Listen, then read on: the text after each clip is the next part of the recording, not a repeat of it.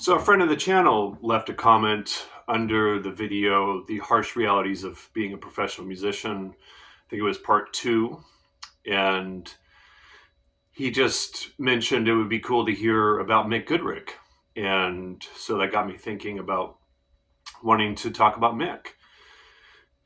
And so in Mick's honor, I hope to do this well. He taught at Berklee after teaching at the New England Conservatory of Music.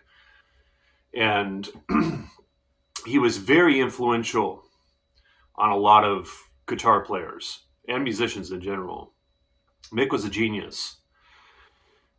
And I first started to become aware of Mick Goodrick when, after my first guitar teacher, who I took lessons with for about a year and a half, maybe 2 years, I went to a different music store and started taking lessons with a jazz guitar player. And the people in that music store, the store owner and my teacher, and also this guy that was about 2 years older than me that was going to Berklee and would visit here in Sacramento when he was on vacation from music.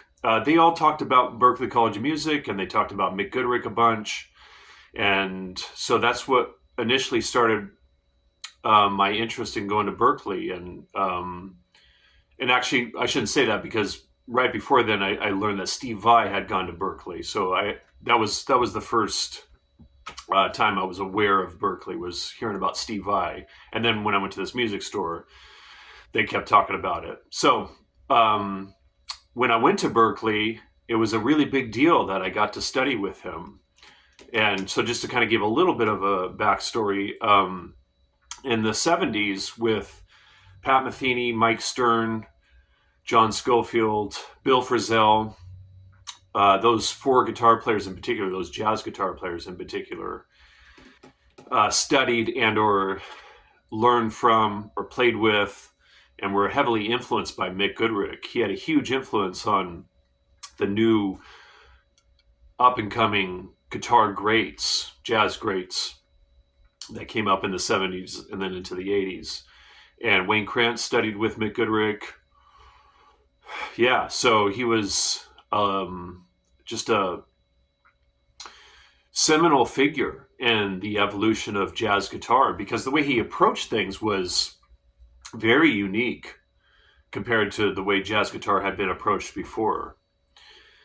And Mick and Pat Metheny played together when Pat was teaching at Berklee around the age of 20. And they started playing duo together. And when Pat got hired by the Gary Burton Group, Mick was the guitar player. And so Pat was regularly playing with Mick Goodrick. And he still to this day will talk about Mick Goodrick. There's an interview that Rick Beato did with Pat Metheny, and in that interview, they both talk about Mick Goodrick. And so, yeah, he's been a really important figure in jazz. And so, yeah, it was a really big deal when I got to study with him. So I studied with him my second semester. I had a class with him. It was basically me and 4 other guitar players, so it was a pretty exclusive class, very intimate. And then my last semester at Berklee, I took private lessons with him. Yeah, that was a big deal.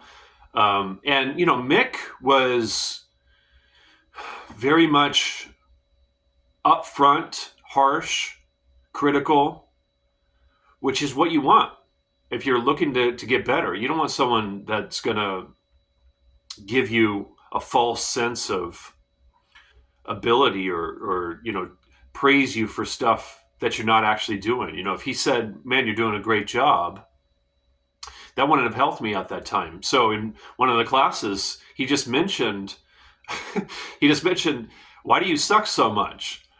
And, at the time, I was able to play jazz. I was able to play the tunes. I knew a lot of the scales, and I could make the changes and everything. But my feel wasn't quite right, and my ideas weren't developing in any kind of mature way. And so there was just a lot of holes in how I played jazz. And rather than that deterring me, it motivated me. And so when I took lessons with him in my last semester, private lessons, that's when he said I was sounding good. And that was a really big deal. Just studying with him was a big deal. Just to be around someone like that, a heavy cat like that, a genius, was huge. But then for him to say I'm sounding good, that was a really big deal for me, and really encouraging, and it was a sense of validation.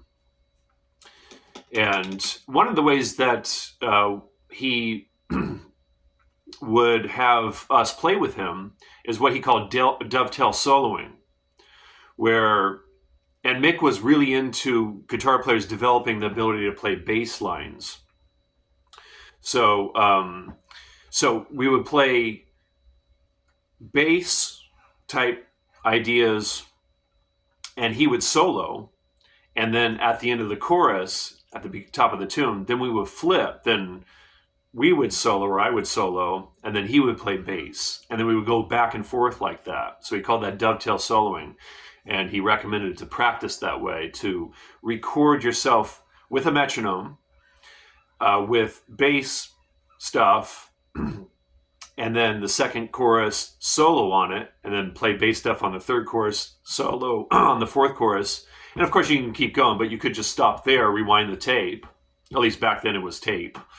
And then that way the first chorus, when you're playing bass on the tape, then you would solo along with that, and then so on and so forth.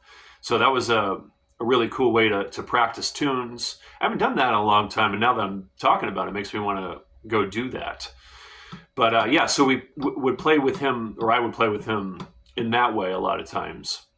But of course, there were times when I would play harmony, and he would critique my harmonic playing.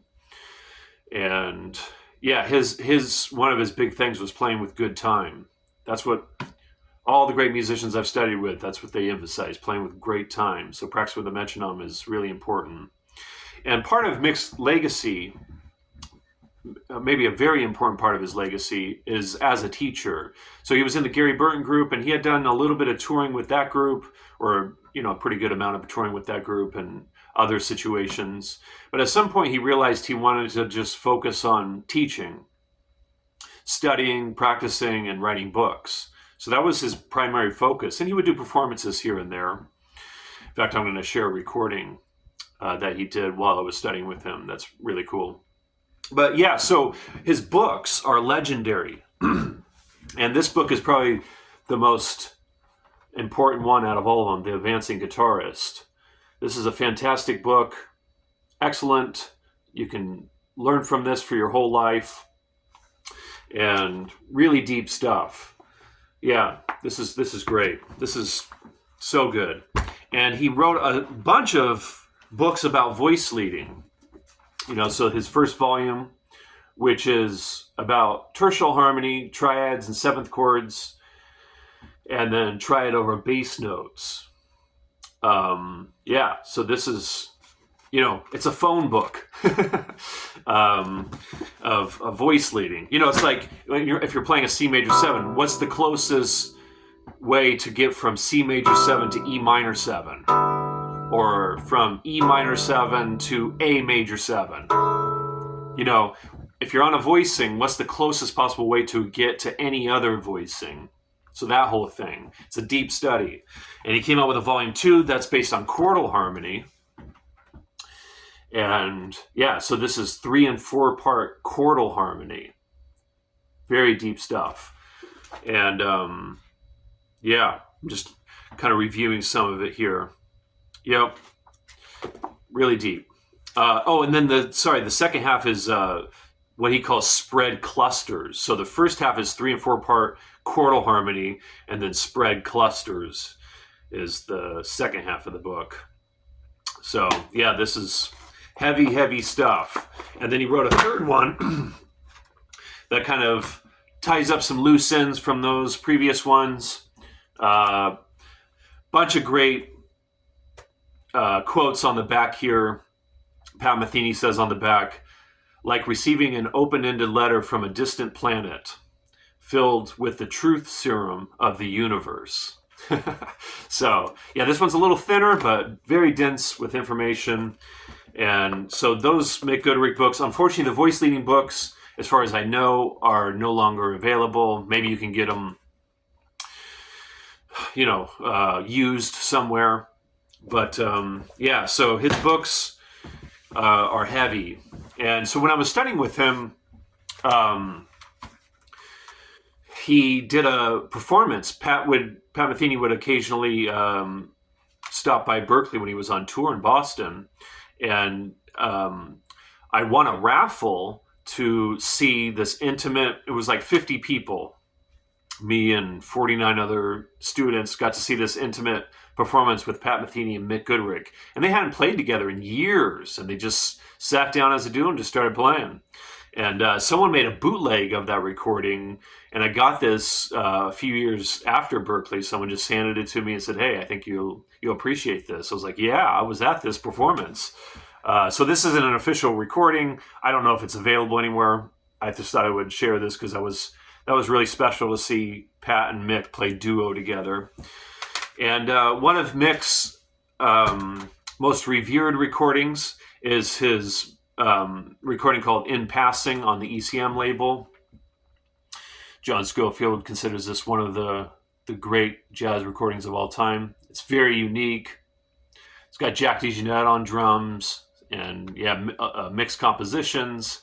Actually, I think it was my second, maybe my first, I can't remember, my first audition recording, because I sent, like I mentioned in another video, 2 recordings to Berkeley like a year and a half apart from each other to help get scholarships. And I ended up getting a pretty decent scholarship. But one of the tunes that I did on one of my scholarship recordings was his tune Summer Band Camp, which is a really cool tune. And I still occasionally will come back to it. And Mick had a huge influence on me as far as, what tunes that he was into. He really liked Stella by Starlight. And this tune that's actually my favorite, if someone said, "What's your favorite jazz standard?"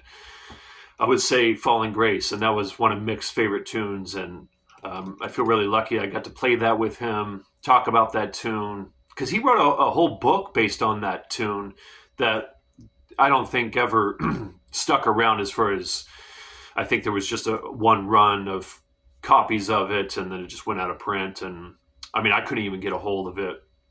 So very, really difficult. It's out there somewhere, but that's how much he dug that tune. And I still play that tune. In fact, I was playing that tune today. I occasionally, like every 3 or 4 months or something like that, I'll come back and play that tune, and new stuff starts happening within that tune. It's very dense harmonically, beautiful melody. It's a through composed tune. Those are my favorite tunes, tend to be anyways. And yeah, I'm sure there's a lot more to talk about with Mick that I'm not thinking of right now. But there's some of the highlights. Really grateful I got to know him and study with him and play with him. And there's a video on YouTube that people did, because Mick died, I'm not exactly sure how long ago, maybe 3 years ago. Mick died of some kind of form of dementia. And right before he died, Berklee College of Music organized this tribute video where Pat Metheny, Mike Stern, Bill Frisell, and some others talk about Mick in it. So it's available on YouTube. I think if you just type in Mick Goodrick tribute, it'll come up, and they all have great things to say about Mick. Mick was, like I said, he was a genius, and very often, as we know, with geniuses, they're a bit socially awkward, and Mick was pretty socially awkward and would just say stuff that was kind of raw and inappropriate at times, and he just didn't care. And so it was just cool to be around a heavy cat like that. And I think it's important to keep in mind, like when you're around people like that, like don't sort of be put off by their colorful ways. I mean, Miles Davis was like that, right? And when Herbie Hancock talks about Miles, even though Miles did some kind of rude things to Herbie has a lot of good things to say about Miles. That's just the way a lot of geniuses are. They're colorful cats, right? And yeah, so Thank you to the person that recommended or suggested I should make a video about Mick. And really important. He was an important step and continues to be an important person in my life. And yeah, so thanks for watching.